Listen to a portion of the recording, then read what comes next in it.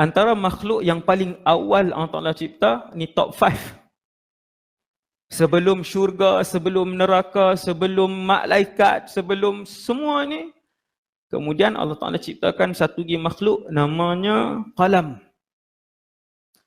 Makhluk namanya qalam. Hari ni orang Arab sebut qalam, pen. Qalam ini pernah diziarahi oleh Rasulullah sallallahu alaihi wasallam dalam peristiwa Mi'raj. Bila Nabi Mi'raj, Nabi mendengar tulisan, tulis kuat menulis. Nabi tanya Jibril, wahai Jibril, makhluk apa yang sedang menulis sehingga kedengaran? Jibril pun sebut qalam. Wahai Muhammad, itu qalam. Wahai Jibril, apa yang qalam buat? Wahai Muhammad, qalam menulis takdir, qada dan qadar. Ni malam ni berapa orang yang hadir? Ditulis oleh qalam sekarang. Malam ini berapa orang yang ikhlas? Ditulis oleh qalam sekarang.